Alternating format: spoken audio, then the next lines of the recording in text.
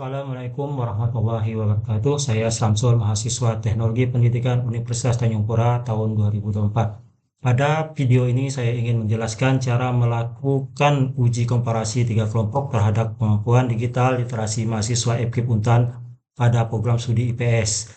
Dalam uji kompilasi ini kita membandingkan 3 kelompok dilihat dari status sosial ekonomi mahasiswa, yaitu mampu, sedang, dan prasejahtera. Apakah ada perbedaan yang signifikan atau tidak? Sebelum melakukan uji kompilasi, terlebih dahulu dilakukan uji normalitas untuk mengetahui asumsi data apakah terdistribusi normal atau tidak terdistribusi normal. Kalau data terdistribusi normal, maka selanjutnya bisa dilakukan uji parametrik, yaitu one way ANOVA. Kemudian apabila tidak terdistribusi normal, maka dilakukan uji non parametrik, yaitu uji Kruskal-Wallis. Nah, untuk lebih jelas kita lakukan uji normalitas. Yang pertama pada analis, kemudian deskriptif statistik, kemudian explorer, kemudian kita cari status sosial, nilai mahasiswa total, kita pindah pada dependent list, kemudian kita cari status sosial, kita pindah ke vector list, kemudian klik plot, kemudian normality, continue, oke. Nah, maka akan tampil data hasil statistik yang menggambarkan data secara umum dari data yang dihitung. Kemudian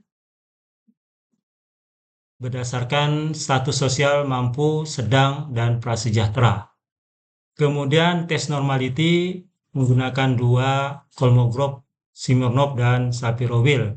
Berdasarkan ketentuan, kalau jumlah sampel di bawah 50 maka menggunakan Shapiro-Wilk. Kemudian karena data yang terlihat 2 di antara 3 kelompok itu di bawah 50, maka kita menggunakan Shapiro-Wilk. Untuk menentukan apakah ada perbedaan yang signifikan, pada Shapiro-Wilk kita lihat pada bagian sig, di mana apabila ada nilai sig lebih besar dari 0,05 maka data terdistribusi normal.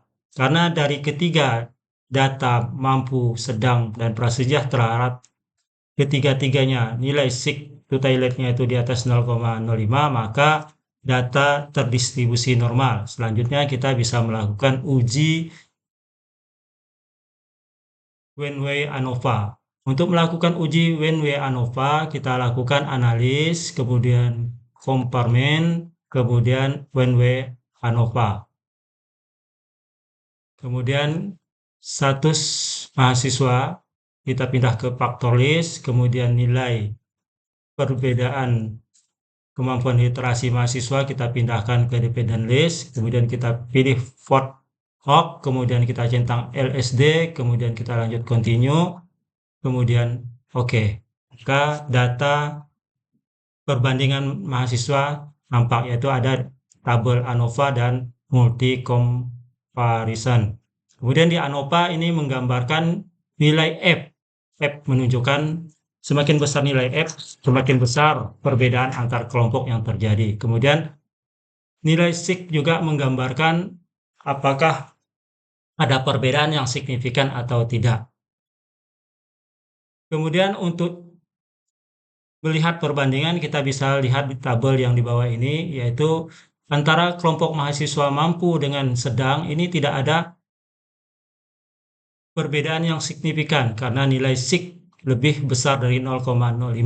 Sedangkan antara yang mampu dengan prasejahtera ini terjadi perbedaan yang signifikan karena nilai sig dari prasejahtera di bawah 0,05 yaitu 0,20.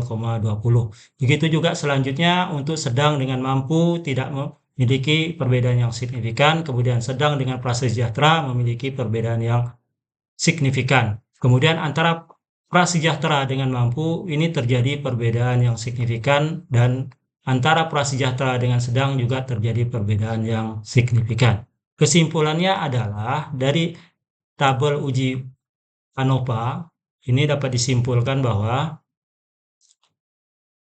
Berdasarkan hasil uji One Way ANOVA menunjukkan terdapat perbedaan yang signifikan antara kelompok status sosial ekonomi terhadap kemampuan digital literasi mahasiswa dengan rasio 6,876 dengan SIG 0,001.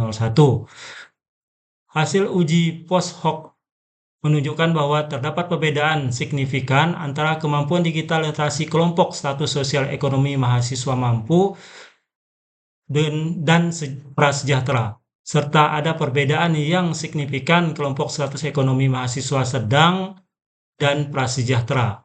Namun tidak ada perbedaan yang signifikan antara kemampuan digital literasi mahasiswa status sosial ekonomi kelompok mahasiswa mampu dan kelompok status sosial ekonomi sedang. Artinya, ada perbedaan kemampuan digital literasi pada mahasiswa dengan status sosial ekonomi mampu dan status sosial ekonomi prasejahtera, serta antara mahasiswa status sosial ekonomi sedang dan status sosial ekonomi mahasiswa prasejahtera. Tetapi tidak ada perbedaan antara kemampuan digital literasi mahasiswa dengan status sosial ekonomi mampu dan mahasiswa ekonomi sedang. Dengan demikian dapat disimpulkan bahwa status sosial ekonomi mahasiswa mempengaruhi kemampuan literasi digital mahasiswa. Mahasiswa dengan latar belakang sosial ekonomi yang baik melaporkan bahwa mereka lebih mampu dalam penggunaan digital dalam proses pembelajaran dibandingkan dengan mahasiswa dari latar belakang sosial ekonomi yang rendah. Demikianlah yang dapat kami sampaikan, lebih dan kurang kami mohon maaf. Saya akhiri. Assalamualaikum warahmatullahi wabarakatuh.